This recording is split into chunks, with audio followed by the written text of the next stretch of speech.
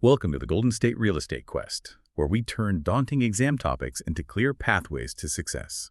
Hello, and welcome to the Deep Dive. Today, we're taking you behind the scenes, really, right into what you might call the operating theater of a real estate transaction. It's a place where precision, transparency, and ethical conduct, well, they aren't just admirable traits. They're non-negotiable tools of the trade. That's a really good way to put it, a powerful analogy. Because as aspiring or, current real estate professionals in California, you really do stand at the heart of these complex transactions. You hold immense responsibility, from meticulously handling client money like with the precision of a surgeon to that unwavering duty of disclosing every single material fact. You're not simply facilitators, you're what we might call truth tellers and guardians of the transaction's integrity. Yeah. You're ensuring harmony and hopefully preventing future headaches. This commitment to fairness, to thoroughness, that's where your professional reputation truly shines. Right. So in this deep dive, we'll really unpack the essential day-to-day responsibilities and the regulatory requirements for California real estate agents. We'll explore in pretty meticulous detail how client trust funds must be handled ethically and legally to prevent those disastrous issues like commingling or conversion. And we'll zero in on why mandatory disclosures are absolutely paramount for transparency. They act as both, your superpower and your shield, right? Exactly. And our insights today, they're pulled directly from really crucial sources. Things like the California Department of Real Estate's regulations, detailed fair housing guidelines, comprehensive disclosure forms, the works. So prepare to gain those foundational principles that govern property, agency, and transactions right here in the Golden State. It's about empowering you to navigate this complex landscape with unwavering confidence by the agent's daily compass, core responsibilities, and regulatory requirements. Okay, so let's step into that operating theater of daily real estate practice. Beyond, the excitement of showing properties, the thrill of negotiation, and, the satisfaction of closing deals. What does it truly mean to operate as a licensed real estate professional in California day to day? What are those bedrock principles guiding every action? Well, it means upholding a very high standard. A standard that's rigorously regulated by the California Department of Real Estate, the DRE. Your day-to-day actions, they're governed by specific rules designed to protect the public and maintain the integrity of the profession. Think of them like those strict surgical protocols you mentioned. They might seem tedious sometimes, sure, but they are absolutely critical for a successful outcome. And to prevent serious complications down the line. Advertising with integrity. More than just a sign. Okay, let's start with advertising. It's often your very first interaction with a potential client, isn't it? Your handshake to the world, so to speak. But that handshake, it comes with a surprisingly intricate set of legal requirements. So how do agents make sure their promotional efforts are both effective and, crucially, compliant? Yeah, that's a critical starting point because in California, the Business and Professions Code, specifically Section 1140.6, it dictates that a real estate licensee must always disclose their license status in any advertisement. And this isn't just, a suggestion, it's a fundamental requirement. It can be as simple as using terms like broker, agent, realtor, or even common abbreviations like BRO or ACT. But the key is it applies across all media. Right. And what about all the different kinds of materials agents use? Business cards, flyers, TV ads, social media. Does that same rule apply everywhere? That's an excellent question. And yes, it speaks to the breadth of these regulations. The responsible broker's identity. And that's the name the broker is currently licensed under and does business as. That name must be displayed on all solicitation materials. And when I say all, I really mean all of them. From your smallest business card or letterhead to advertising flyers, TV spots, print ads, electronic media. And yes, even those ubiquitous for sale, for rent, open house, and directional signs you see everywhere. Wow, okay. The whole purpose here is to clearly establish the professional relationship right from the get-go, leaving no doubt in the consumer's mind about who they're dealing with and, importantly, who bears the ultimate responsibility. So it's not just enough to say you're licensed. You also have to clearly show who you work for your broker. Are there even more stringent details for those initial points of contact? Maybe more specific things consumers see first? Absolutely. For what they call first point of contact materials, those initial pieces consumers see, where they might decide whether to even engage with you, the requirements get even stricter. You must include your specific real estate license identification number and the responsible broker's license name. Plus, if you're also a mortgage loan originator, your unique NMLS identifier. And here's a detail that often surprises agents. The type size. It's mandated that the type size of your license ID number on written ads can't be smaller than the smallest type used anywhere else in that ad. Huh. So no hiding it in the fine print. Exactly. It ensures visibility and transparency, prevents agents from burying their license number where no one can read it. That makes sense. It's a lot of detail, but it's all about transparency. Okay, now let's dig into some common strategies. What about agent teams? We're using those coming soon signs to generate buzz. These are pretty standard ways to operate, but I imagine they have their own specific rules to avoid any misinterpretation. They absolutely do. And honestly, these are areas where the DRE frequently finds violations, often because agents might not be fully aware of the precise nuances. Team names, for instance, they have very specific rules, all designed to avoid misleading the public. They must include the term team, group, or associates. And crucially, they cannot use words like broker or real estate brokerage that might imply they're an independent entity. Right, you wouldn't want someone thinking the Smith Group is its own brokerage firm. Precisely. It's not just about avoiding a typo, it's about preventing a common pitfall. Where a new agent may be eager to make their mark, inadvertently misleads a client into thinking their small team is the brokerage. That kind of confusion, even if it's unintentional, erodes trust before you even show the first property, and it could lead to DRE action for deceptive practices. When advertising, the team name has to be displayed along with the surname and license number of at least one licensed team member, and the responsible broker's identity must appear as prominently and conspicuously as the team name. No hiding the broker's name either. That distinction for team names is really clear. Yeah. Good to know. And what about those coming soon signs? They definitely create anticipation, right? Lots of buzz.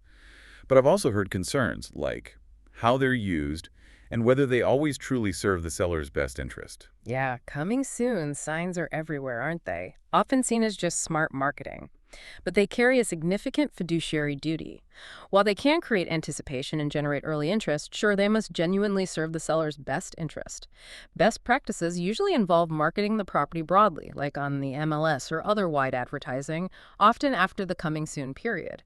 It's essential the seller agrees to and fully understands the marketing plan, including potential downsides of only using a coming soon approach. And importantly, agents should not accept or act on offers until the property has been broadly marketed. What if the seller specifically doesn't want broad marketing, maybe just a very limited approach? In that case, you need prior written permission from the seller.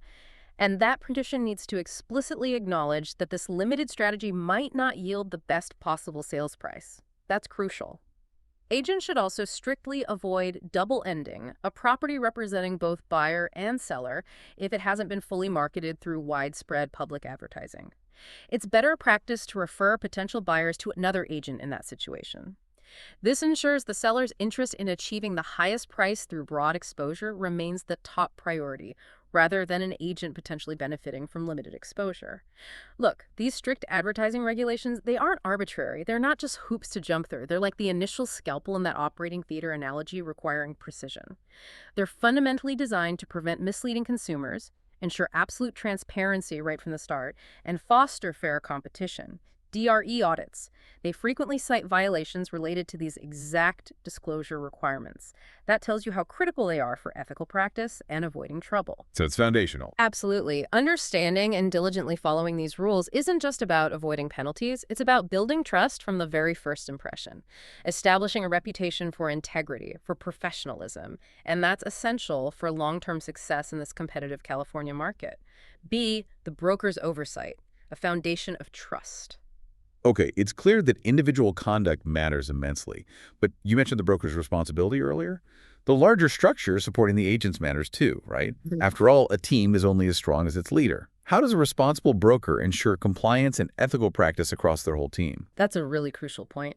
The responsible broker, whether that's an individual broker or the designated officer of a corporation, they bear significant accountability, often more than agents realize. They have a fundamental, non-delegable duty to supervise all the activities of their salespersons and any broker associates working under them. This isn't just a suggestion. It's a bedrock principle for maintaining public trust and the integrity of the whole profession. Think of the broker as a chief surgeon, like you said, ultimately responsible for every single action within their operating room, making sure everyone on the team adheres to the highest standards. So it's definitely not enough for a broker just to hire agents, send them out, and hope for the best then. There needs to be an active system. What does that oversight look like in practice? Precisely. It means putting robust policies in place, clear rules, practical procedures, effective systems. And these aren't just, boilerplate documents gathering dust. They need to be dynamic frameworks. Frameworks used to actively review, oversee, inspect, and manage all aspects of the business conducted by their affiliates. Doesn't matter if it's a huge brokerage or a small boutique operation. Now, the DRE doesn't prescribe a one-size-fits-all approach. They recognize different offices have different needs. But the policies and systems must be sufficient to ensure compliance with the real estate law. This means active involvement, ongoing monitoring, considering things like the number of agents, the types of deals they handle, even whether there are branch offices. Without this active engagement, even the most well-intentioned agents can, inadvertently stray from best practices. And what are the real-world consequences if a broker falls short? If that chief surgeon isn't properly overseeing the operating theater, what happens then? Well, the consequences can be severe. Failure to properly supervise can lead to significant disciplinary action against the broker's own license. That could range from suspension all the way to revocation. It really underscores that ethical conduct isn't just an individual choice, like a salesperson's personal commitment. It's a systemic commitment, reinforced by effective oversight from the very top. Strong, proactive supervision makes sure that even new agents, or maybe agents working remotely, are consistently adhering to the highest standards. It reinforces the profession's commitment to integrity and, most importantly, protects the public from potential misconduct or negligence. It really acts as a safety net, catching potential issues before they become serious liabilities for the client and the brokerage. C. Lifelong learning. The role of continuing education. Okay, moving on. The real estate landscape in California, it's incredibly dynamic, isn't it? New laws, shifting market conditions, new technology. It feels like it never stands still. How do professionals make sure their knowledge stays current and sharp amidst all this constant change? Yeah, that's where continuing education CE comes in. And it's Right. far more than just, a bureaucratic hoop to jump through for license renewal. It's an absolutely vital commitment to lifelong learning. It ensures you remain competent, effective, and ethically grounded in this constantly dynamic market. Think of it like regularly updating your surgical skills. You can't rely on techniques from 10 years ago when new procedures and instruments are constantly being developed, right? Makes sense. So what are the specific criteria the DRE sets for these CE programs? It sounds like they're pretty rigorous about what gets approved. They are indeed. The DRE sets very clear criteria for approving CE offerings. Courses have to have at least one successive clock hour of instruction based on 50-minute increments of actual instruction time, not just login time. This isn't arbitrary. It really highlights the DRE's commitment to active learning, making sure there's genuine engagement, not just clicking through slides. For non-correspondence courses, participants have to be physically present for at least 90% of the offering time, excluding the final exam time. All approved offerings require a final examination, a critical assessment of comprehension. And for online or correspondence courses? Right. For correspondence courses, there are specific controls. They make sure the course can't be completed faster than the approved credit hours allow. They also require incremental assessments and remediation after each assessment to reinforce the learning. What's more, every sponsor has to give participants a written course outline, a narrative outline, at least 3 pages per credit hour, with an average of 200 words per page. That ensures a substantial body of educational material. Wow, that is detailed. Very focused on quality, not just ticking boxes. Right. What about the instructors themselves? Do they need specific qualifications? Absolutely. The DRE is just as rigorous about the instructors. They need specific qualifications. Typically, a bachelor's degree in a related field or at least 5 years of practical experience directly relevant to the course content. And importantly, they can't have had their own real estate license suspended, revoked, or restricted due to disciplinary action. That ensures the knowledge comes from credible, ethically sound professionals. Plus, sponsors offering courses have to comply with the Americans with Disabilities Act, ADA, making courses accessible. And they have to provide a disclaimer saying DRE approval doesn't endorse the views expressed by the sponsor or instructors. That maintains the DRE's neutrality while ensuring educational quality. So it's not just about the content, but the delivery and the integrity of the teachers, too. Are there any other rules, maybe specifically for online courses, to stop people from just rushing through their hours without really absorbing anything? Yes, there are, and these rules directly address that concern. Participants taking correspondence offerings, they're limited. They can only complete final exams for a maximum of 15 credit hours during any single 24-hour period. This prevents someone from cramming all their hours into one marathon session, forcing them to space out the learning a bit. And here's a key ethical point, often overlooked. Sponsors or instructors are explicitly prohibited from marketing, selling, or displaying any product or service during a continuing education offering. That includes during breaks. Oh, interesting. So no sales pitches during class time. Exactly. It ensures the focus stays purely on education, free from commercial influence. It maintains the integrity of the learning environment. Okay, this emphasis on ongoing education, it clearly serves a bigger purpose than just fulfilling requirements, right? It seems like it's about maintaining a higher standard for the whole profession. Precisely. This focus on ongoing education directly helps agents adapt to new laws, anticipate market shifts, proactively meet evolving client needs. By staying informed, you don't just maintain your license, you significantly enhance your ability to give expert, up-to-date advice. That builds stronger client relationships, helps you navigate complex challenges with way more confidence. It shows an unwavering commitment to competence in a field that's always changing. And in doing that, it elevates the entire profession, ensuring the public is served by truly knowledgeable pros. 2. Safeguarding client funds. The sacred trust account. Okay, let's shift gears now to one of the most significant and, frankly, sensitive responsibilities in real estate, handling other people's money. This is where an agent's integrity is truly put to the test, isn't it? Where that operating theater demands absolute sterility and precision. You've hit on a crucial, often high-stakes area. Managing client trust funds is absolutely a cornerstone of ethical practice. It demands unwavering precision, strict adherence to regulations, because this is where any deviation, even an accidental slip-up, can lead to disastrous issues like commingling, mixing client funds with your own business or personal funds. Or conversion, which is the far more serious act of misappropriating client funds, using them for your own purposes. These aren't just technical terms, they are bright red lines. If crossed, they can end a career and lead to severe legal penalties. A. What are trust funds? Defining the lines. So let's define it clearly. What exactly falls under the umbrella of trust funds in the eyes of the DRE? It sounds like it might be broader than just cash deposits or down payment check. You're absolutely right. It is broader than many might initially think. And understanding this definition is fundamental to compliance. Trust funds are clearly defined as money or other things of value that a broker or salesperson receives on behalf of a principal. That's your buyer, seller, tenant, landlord, slaw, and which are held for the benefit of others while you're performing any acts that require a real estate license. Basically, any funds or valuables that aren't yours but are received as part of a licensed real estate activity. Can you give us some practical examples of what those other things of value might be, beyond just a check, I mean? I imagine transactions can get creative. They certainly can. It's not just about cash or a personal check for a deposit, although those are common. It includes cashier's checks, wire transfers, regardless of whether they're payable to the broker, an escrow company, or a title company. It can also include a personal promissory note made payable to the seller as part of the deal, or even something tangible, like, say, a valuable piece of art, a boat's pink slip, or maybe even an automobile title given as a deposit on a property. All those are considered trust funds because they're received on behalf of someone else for a real estate transaction and held in trust pending the outcome. Wow, okay, that really broadens the definition, highlights how much needs protection. So those are trust funds. What's considered a non-trust fund, something that doesn't fall under these strict rules? Good question. It's important to differentiate them from non-trust funds. Things like your earned real estate commissions, once they're legitimately earned and properly dispersed to you, of course, or your general operating funds for your brokerage business, or, say, rents and security deposits from properties that you, as the broker, own personally. These non-trust funds, as long as they are never commingled with trust funds, are generally not subject to the same strict real estate law trust fund regulations.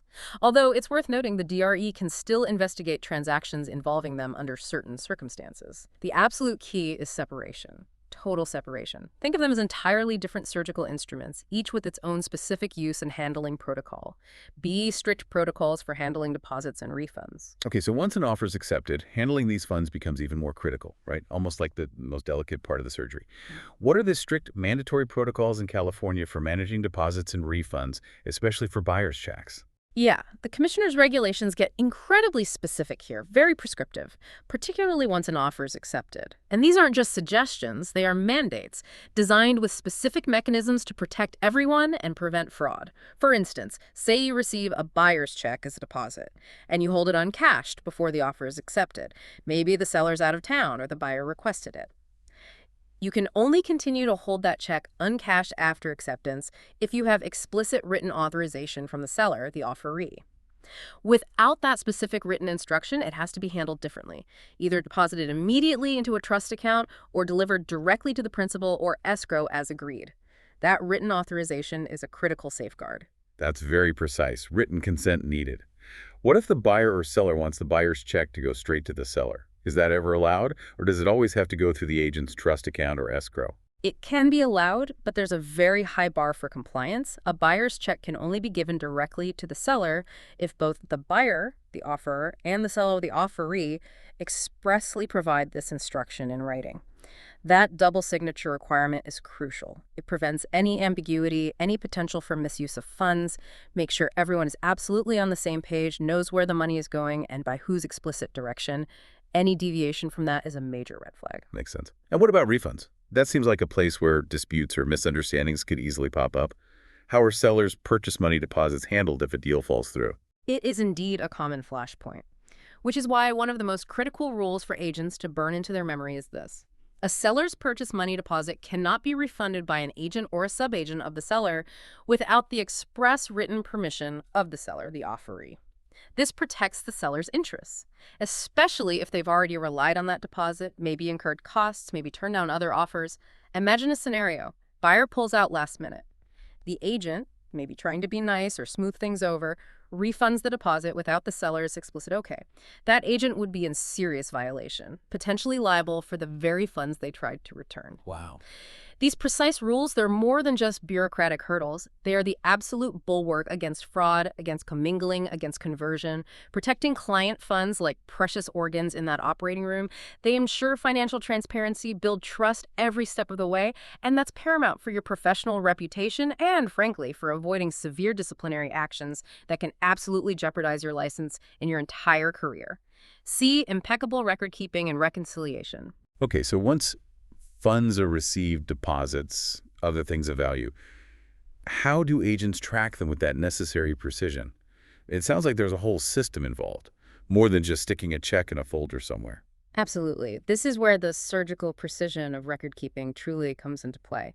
Whether you use old school manual ledger books, which some smaller operations still prefer, or a sophisticated computerized accounting system, the DRE requires meticulous accounting records.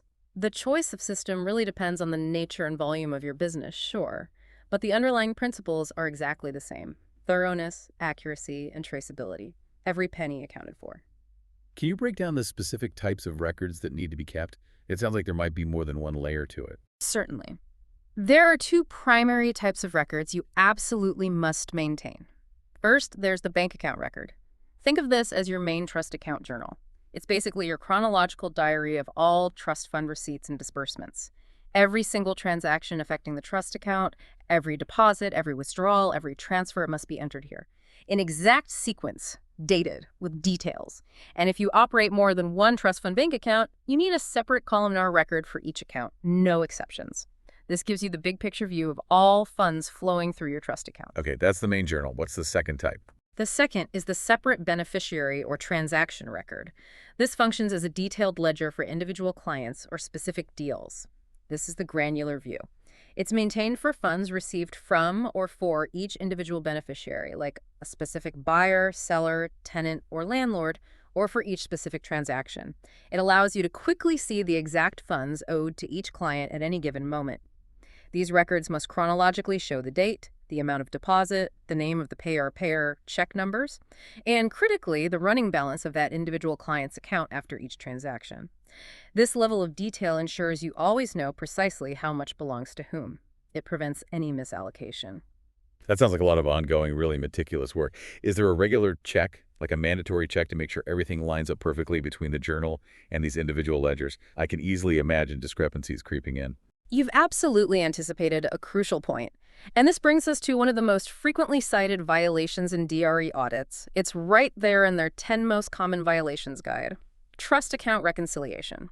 Commissioner's Regulation 2831.2 requires you perform a reconciliation process monthly. without fail. Even if there was zero activity in the trust fund bank account that month, you still have to do it. It's almost like the DRE is shouting, don't be that agent caught with a trust account that doesn't balance. It's a fundamental breach of trust. Okay, so what exactly does that monthly reconciliation process involve? What are you comparing? And what happens if there is a mismatch? This reconciliation is absolutely vital. It's a cross-verification. You're ensuring the total balance shown on your main bank account record, that comprehensive journal perfectly matches the sum of all the individual balances in your separate beneficiary or transaction records, your ledgers. Any difference, even a tiny one, must be immediately located and corrected. You can't just let it slide. The record of each reconciliation needs to clearly identify the bank account name and number, the specific date you did the reconciliation, and list out the specific trust fund liabilities owed to each principal, beneficiary, or transaction. It's basically an essential internal audit. If you do it diligently every month, it protects you, it protects your broker, and most importantly, it protects your client's money. It's that critical final check in the operating theater, making sure everything is accounted for before you close up. Look, masterful trust fund management isn't just about avoiding penalties. It's truly a hallmark of a professional agent. It not only ensures compliance and protects you from DRE audits and serious legal trouble, but it demonstrates an unparalleled level of responsibility, a deep ethical commitment to your clients. And that precision, that care, it builds a powerful reputation for trustworthiness, for reliability. It fosters those lasting relationships that are truly the bedrock of a successful long-term career. 3. The truth teller's mandate. Comprehensive disclosures. Okay, so beyond meticulously managing funds and adhering to all those regulations, the real estate journey is fundamentally defined by one core principle: transparency. Which brings us to disclosures. You called them the agent's superpower and shield earlier. They seem crucial for ensuring everyone involved has the full picture. You've absolutely hit on a critical point. Disclosures are foundational, absolutely foundational to every successful ethical real estate transaction. They are the main mechanism by which buyers make truly informed decisions.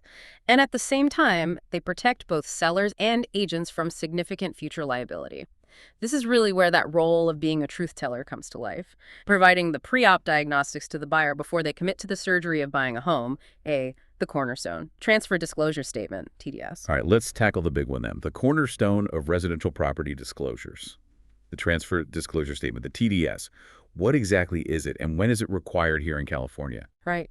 In California, the Civil Code, starting around Section 1102, mandates the transfer disclosure statement, the TDS, for most transfers of residential property containing 1 to 4 dwelling units. And this is a very broad requirement. It covers standard sales, sure, but also property exchanges, installment land sale contracts, ground leases that come with improvements, and even the resale of manufactured or mobile homes intended for residential use, even if they're technically classified as personal property, not real estate. The clear intent here is to cover almost all typical residential property transactions, ensuring a baseline of transparency for the buyer. And what does this standardized form actually cover? Is it just a quick checklist, or is it something more detailed the seller has to fill out? It's crucial to understand what the TDS is, and just as important, what it is not. It is a standardized multi-page form. It provides a snapshot of the property's condition as of the date the disclosure is made. However, it is explicitly not a warranty of any kind. Not from the seller, not from the agents, nor is it a substitute for any independent inspections or warranties the buyer might want to get on their own. The form itself requires the seller to answer specific yes/no questions and then provide detailed explanations on numerous aspects of the property. Like what kind of aspects? Well, things like whether they're aware of significant defects or malfunctions in critical components: interior walls, ceilings, floors, the roof, windows, doors, foundation, electrical systems, plumbing.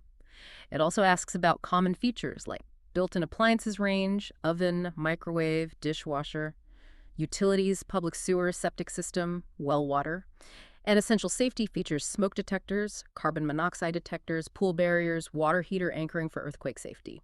Sellers also have to disclose if they're aware of any boundary disputes like encroachments or easements, unpermitted room additions or modifications, areas of compacted fill on the property, or major damage from things like fire, earthquakes, floods, zoning violations, neighborhood noise or nuisances, and any CC&Rs or homeowners associations. It's pretty comprehensive. That is an extensive list. Now, you mentioned significant defects. When we talk disclosures, what exactly makes a defect material, something that absolutely must be revealed? Because sellers probably don't list every single chipped paint flake or minor scratch, right? Where's the line? That's a critical distinction, yeah. And it's often where agents need to use good judgment. You're only expected to disclose material defects or facts. And material in this context basically means something important enough to, or determinative in, the buyer's decision to purchase the home, or something that would significantly affect its value or desirability. So, for example, buckling or disintegrating floors in the kitchen because of past water damage, that would be a clear material defect needing disclosure. Whereas a floor that maybe just needs a good cleaning more often or has minor scuffs from normal wear and tear, probably not material. The overarching goal is to provide meaningful disclosures about the true condition of the property, the things that genuinely impact its livability, safety, or value, not just trivial imperfections. Okay. And who's ultimately responsible for making sure these disclosures happen? Is it just the seller? And can a seller or agent limit their liability by bringing in an independent expert to check things out? Both the seller and any involved real estate brokers and agents are explicitly required to participate in these disclosures. It's a shared responsibility. Typically, the broker who gets the offer is primarily responsible for making sure the disclosures are delivered to the prospective buyer, unless the seller gives different legally sound instructions. And yes, delivering a report or opinion from a licensed expert like an engineer, surveyor, pest control operator, general contractor that can, in specific circumstances, limit the liability of the seller and the agents, but only regarding matters within that expert's specific scope and professional license or expertise. This really emphasizes the value of thorough professional inspections and how they contribute to comprehensive information sharing. Well, the TDS seems incredibly broad. Are there any types of property transfers that are actually exempt from these requirements? It seems like it covers almost everything residential. You're right, it is broad, but there are specific limited exemptions from the TDS requirements. Things like the sale of brand new homes in a subdivision where a formal public report is delivered, though even then, the broker still has a general duty to disclose material facts they know about. Other exemptions are usually for transfers where the parties already know the property well, or it's not a typical arm's length sale.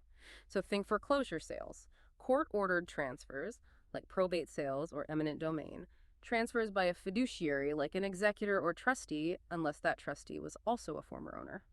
Also, transfers to a spouse or direct blood relatives, transfers due to divorce, transfers between co-owners, transfers by the state controller for unclaimed property, tax sales, and transfers to or from any governmental entity. These exemptions exist because the nature of the deal or the relationship often implies a different level of existing knowledge or maybe a different regulatory framework applies. But for most standard sales, that TDS is key.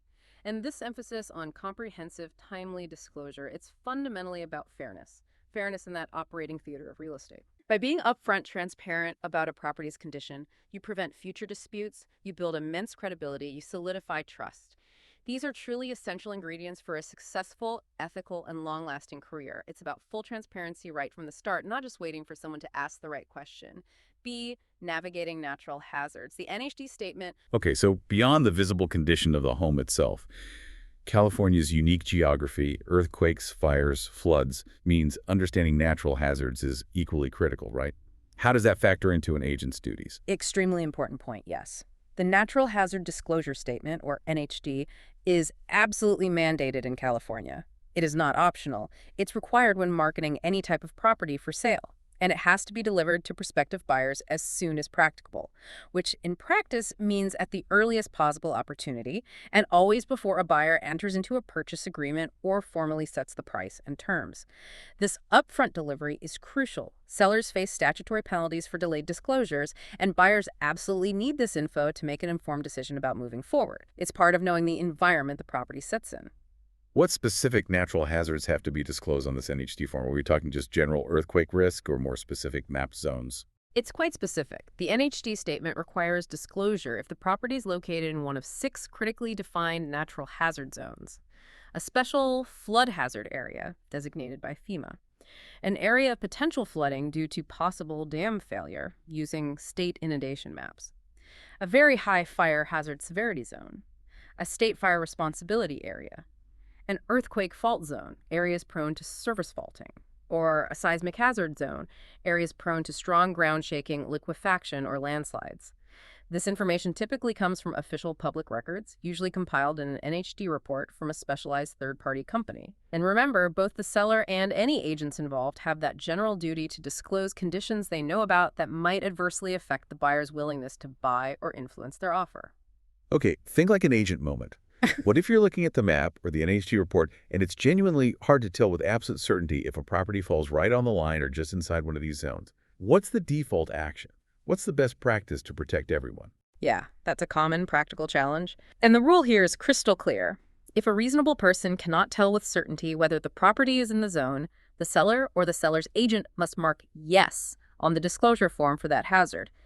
The only way around defaulting to yes is if you can attach an expert's report, specifically prepared for this purpose, that definitively states the property is not located in the zone.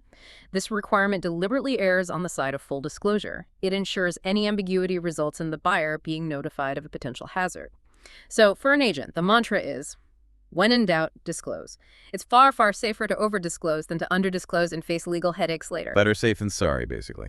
Exactly. And proactive, complete delivery of the NHD isn't just about ticking a box or avoiding fines. It demonstrates diligence, professional integrity. It prevents those statutory penalties for delay, which can be substantial.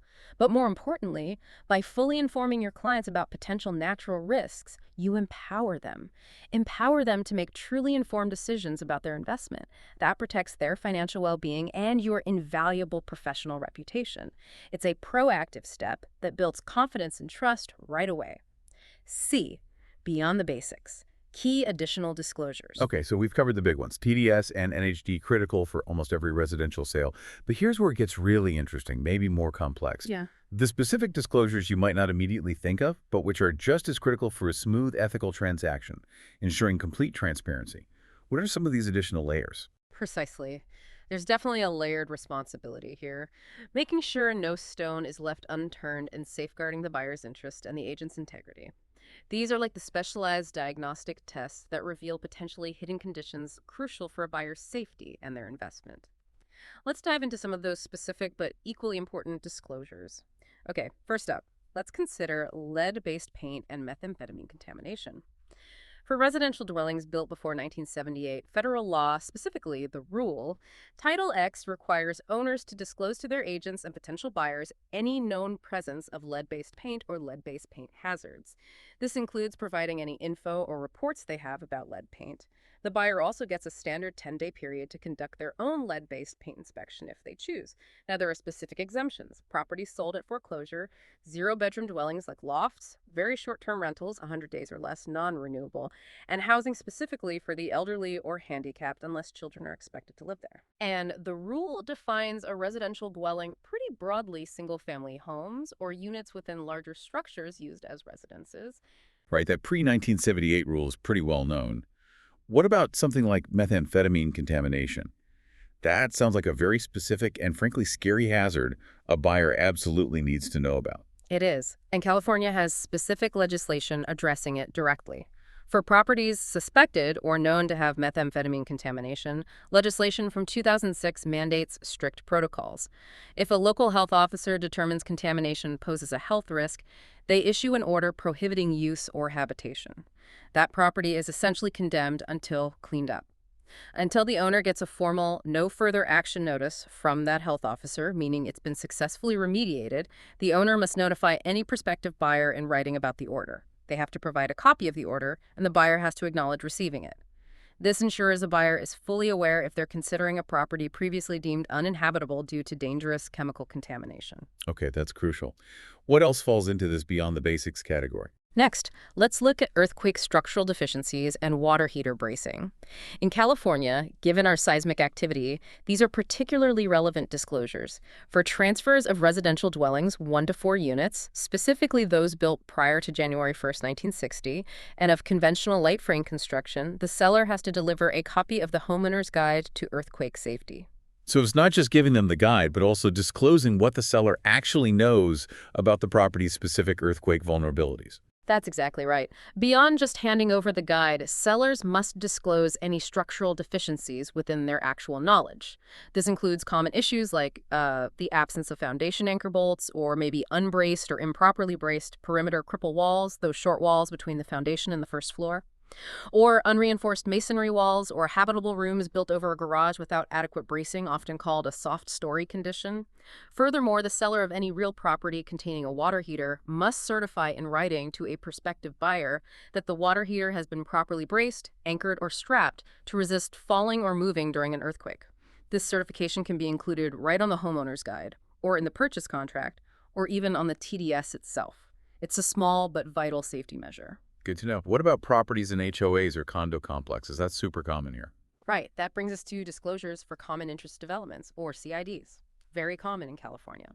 When you're selling a property in a CID, could be a condo, a community apartment, a planned development, a stock cooperative, the seller has very specific and extensive obligations. They have to provide a lot of information about the association and its finances. They must give the prospective buyer copies of the governing documents, the CC&Rs, articles of incorporation, bylaws, detailed financial documents of the association, financial statements, operating budgets, and critically, the most recent reserve study. That reserve study is key for assessing potential future costs and special assessments. They also need to disclose current assessment amounts, any unpaid assessments owed by the seller, any unresolved notices of violations of the governing documents, and even info about approved changes in assessments or fees that aren't even due yet. This ensures the buyer really understands the financial and lifestyle obligations that come with living in that specific community. That does sound like a ton of paperwork for the buyer to review. Right. Okay, what about the agent's own responsibility? Do agents have to do their own inspection beyond just passing along what the seller provides? Yes, absolutely. And that brings us to the Agent Visual Inspection Disclosure, often called the AVID. This is a direct duty of the agent themselves and sometimes misunderstood. California Civil Code Section 2079 requires real estate agents to conduct a diligent visual inspection of all reasonably accessible areas of properties with 1 to 4 dwelling units. Now, this is not a structural inspection like a professional home inspector would do. It's a careful visual assessment based on the agent's expertise. But beyond just that visual inspection, agents must disclose all material facts affecting the value, desirability, or intended use of the property that they have or should have notice or knowledge of, even if those facts aren't immediately obvious from just looking around. Could you give an example of that, something not obvious visually? Sure, like maybe the agent knows from previous dealings in the area that there's a persistent, unpleasant odor from a nearby factory that occurs only at certain times. Even if it's not present during the showing, if it materially affects desirability, that's something the agent likely knows or should know and should disclose. The agent's inspection certification is actually included right in the transfer disclosure statement. There are limited areas agents aren't required to inspect, like common areas in a CID, or areas where it would be unreasonable due to safety concerns or inaccessibility, like a locked basement or an unsafe attic crawl space. Okay, that makes sense. What about disclosing the agency relationship itself? Yes. A fundamental requirement in California. The agency relationship disclosure. This isn't about the property's physical state, it's about the professional relationship itself. It's critical. Real estate brokers must clearly disclose, in writing, the general duties that arise from the different possible agency relationships. This is crucial for empowering the principals, both the buyer and the seller, to fully understand the nature of the representation they're getting and whose interests the agent is primarily working for. So this form explicitly spells out who represents whom and what their specific responsibilities and loyalties are. Exactly that. The disclosure form details the specific obligations of a seller's agent, acting solely for the seller, a buyer's agent, acting solely for the buyer, or a dual agent representing both parties, requiring strict neutrality and informed consent. The principals must then read this and consent in writing to the disclosed agency relationship.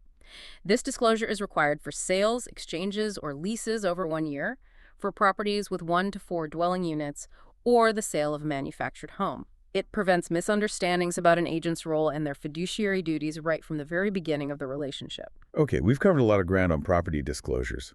What about when financing is involved? Does that add even more layers of required disclosures, particularly around the loan itself? Oh, absolutely. Financing adds another critical dimension to disclosures.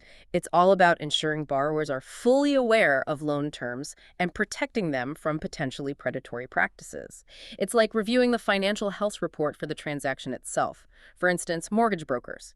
If they collect an advance fee, that's any fee demanded or collected before the service is fully completed, often for things like loan modification or credit repair, the advertising materials for that service must be pre-approved by the DRE. That's a consumer protection measure against paying upfront for services that might never materialize. What about seller financing, where the seller acts like the bank?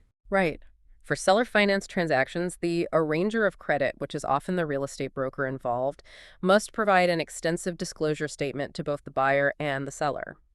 This includes things like warnings if the party collecting payments isn't a neutral third party, information about the buyer's creditworthiness, or a statement that no representation is being made about it, warnings about potential limits on the seller's ability to recover proceeds if there's a foreclosure, recommendations for protecting the seller's interest with things like insurance clauses and notices of delinquency.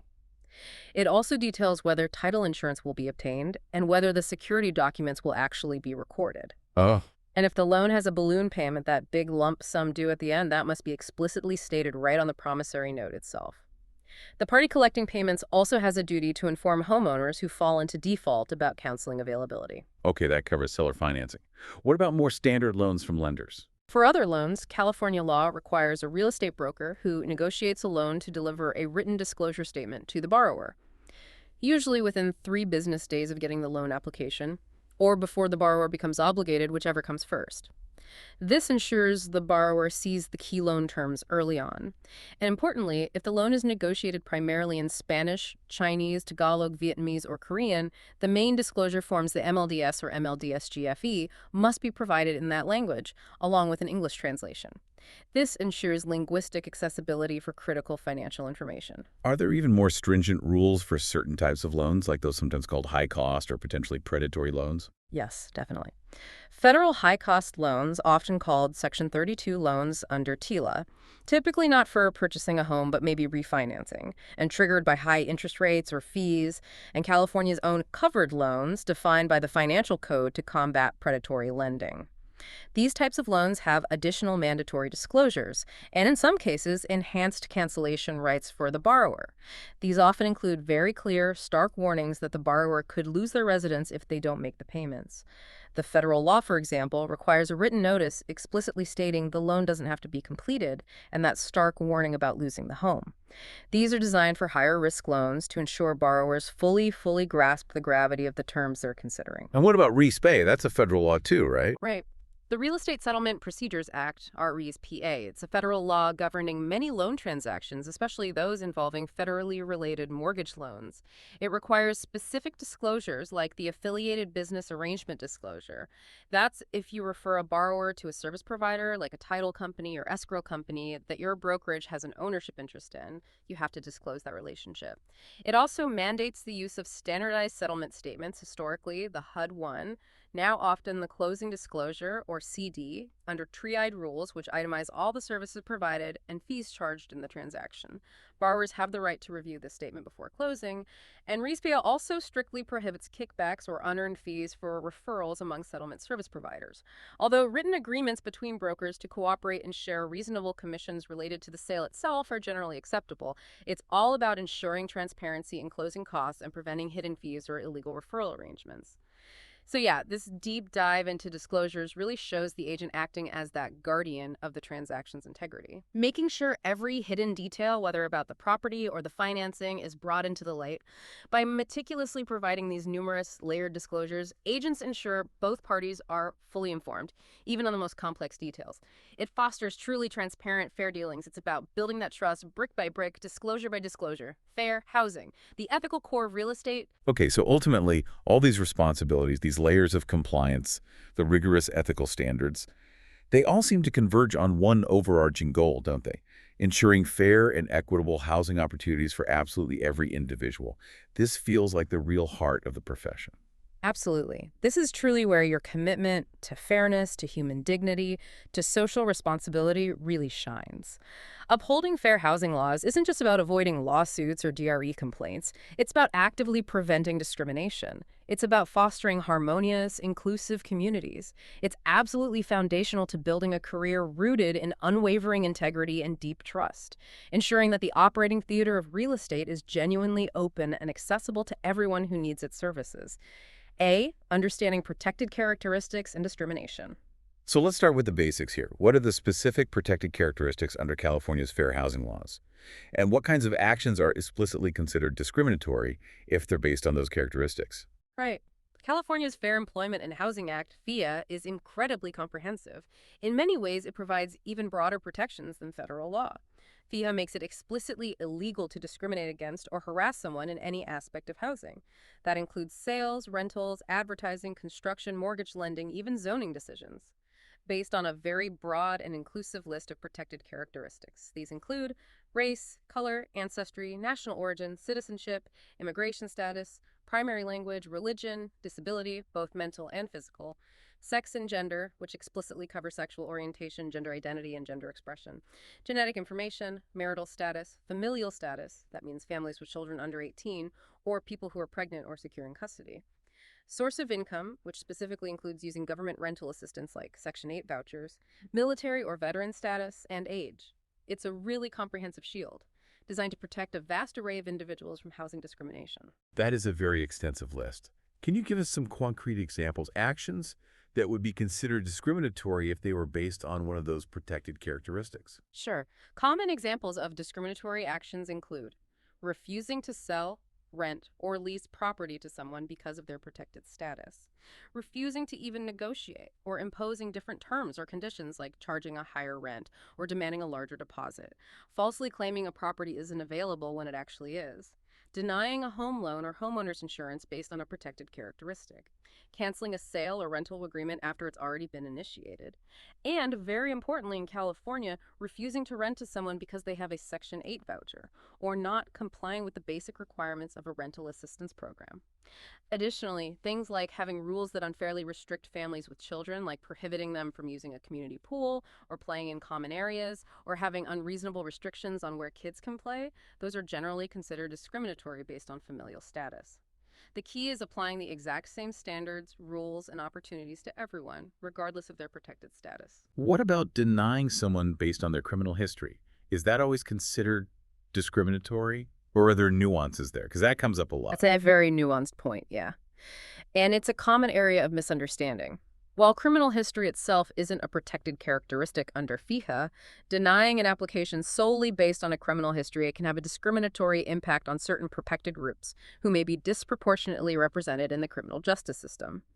Therefore, if a housing provider plans to deny someone based on a past criminal conviction, that conviction must be directly related to the person's ability to be a good tenant and must show they pose a direct threat to the health and safety of others or the property itself.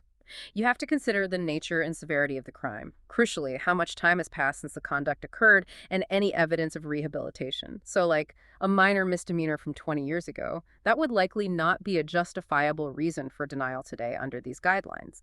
It's about avoiding blanket no felony policies that disproportionately and unfairly exclude certain groups, indirectly leading to discrimination. Okay, think like an agent time again. There was a recent study, the analysis of impediments to fair housing choice for San Bernardino County.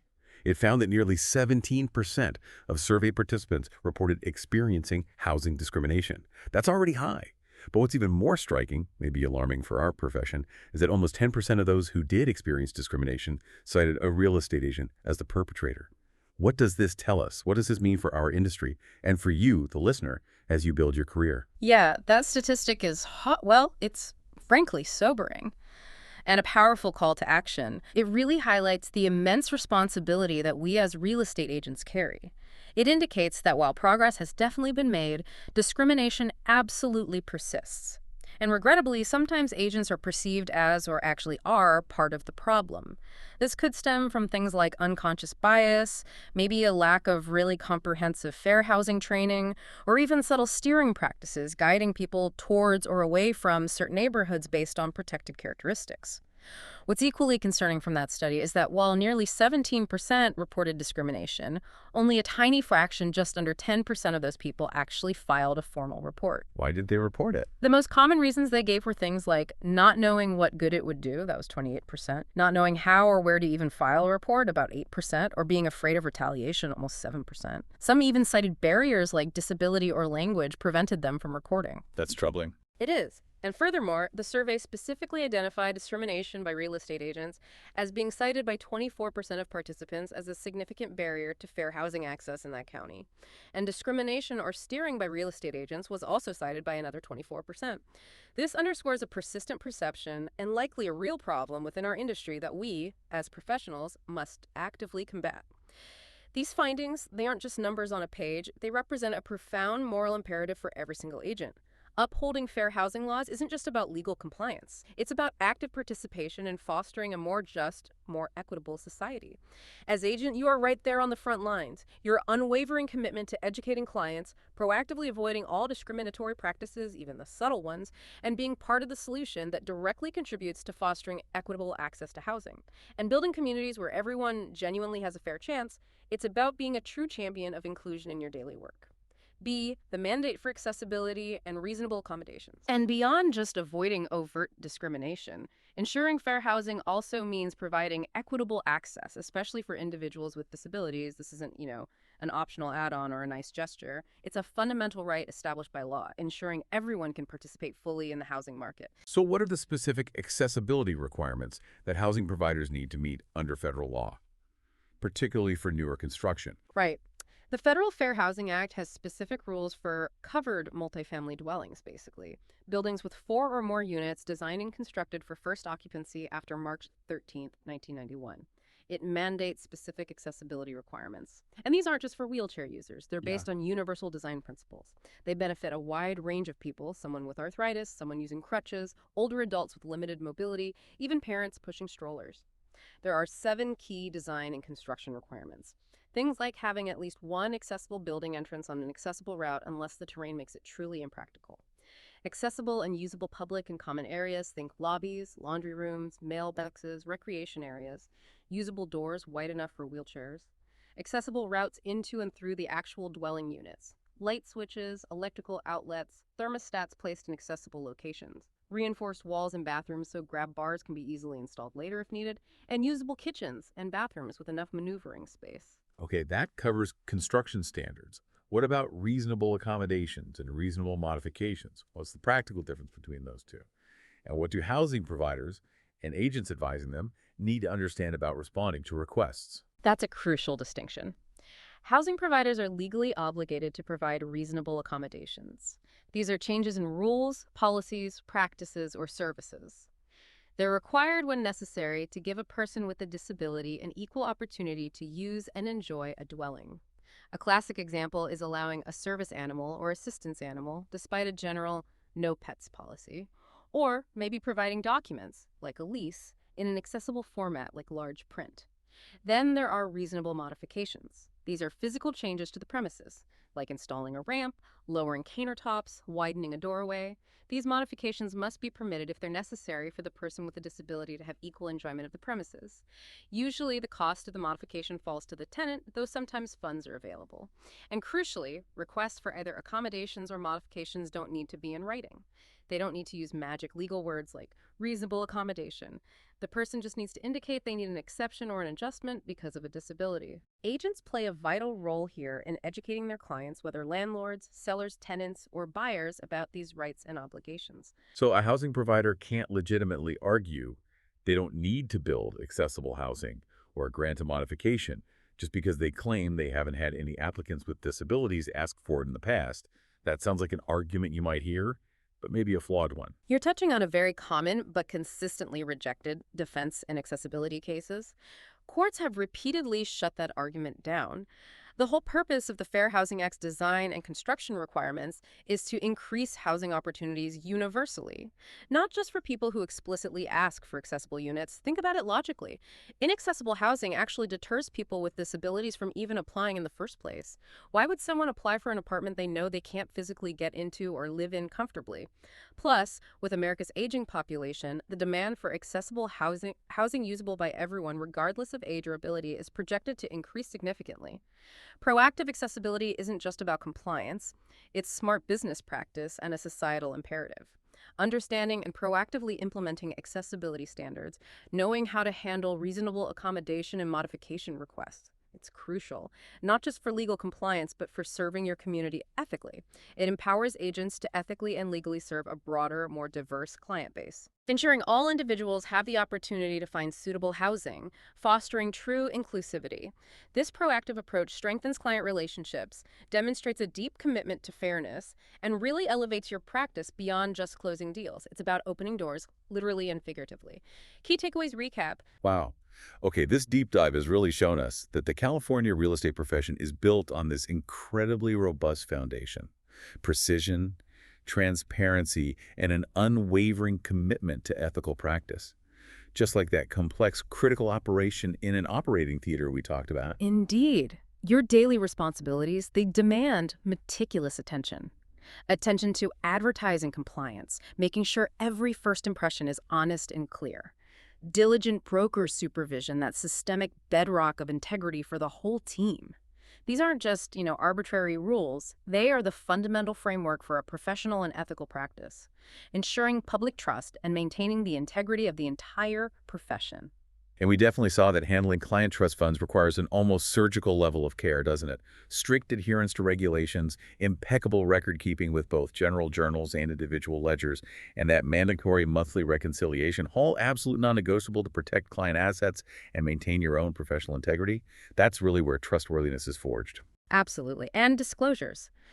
From the big ones like the transfer disclosure statement and the natural hazard disclosure, to all those numerous specific environmental, structural, and financing disclosures, they are your ultimate tools for transparency. They empower truly informed decisions for everyone involved, and they significantly mitigate liability for both you and your clients by just laying out all the relevant facts clearly. And finally, we underscored that fair housing isn't just some legal obligation to check off a list or avoid penalties. It's truly the ethical core of what you do as an agent. Understanding and upholding those comprehensive protections for all individuals and actively working against discrimination in all its forms is absolutely paramount to fostering equitable access to housing and really to building a more just society through your everyday actions. Next steps, preview. This has been an incredibly detailed look at the agent's vital responsibilities behind the scenes, the inner workings that ensure smooth, ethical transactions. But what about the bigger picture, the California market itself? Right. So, next time on the deep dive, we'll move from the precise protocols of that operating theater to the dynamic, constantly shifting landscape of the Golden State's broader real estate market. We'll explore current trends, examine those ongoing challenges like housing affordability and supply, huge issues here. And we'll discuss how you, as a real estate agent, can ethically and strategically navigate these complex landscapes to better serve your diverse client needs. We'll dive into more detailed demographic data, analyze how local planning initiatives are shaping California's housing future, and really consider what these big macro trends mean for your day-to-day practice on the ground. Outro. You're building a career on integrity and knowledge, and that's exactly what the Golden State Real Estate Quest is all about. Keep asking those tough questions, keep digging deeper into all these nuances, and keep growing into the empowered, ethical professional you're meant to be. Your journey towards becoming a truly empowered and confident real estate professional is definitely well underway. Review your notes on disclosures, maybe practice identifying some trust fund scenarios in your head, and most importantly, carry that ethical compass with you into every single interaction.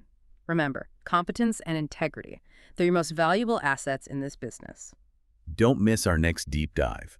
Make sure to subscribe to The Deep Dive wherever you listen to podcasts, and maybe share this episode with anyone else you know on their real estate journey.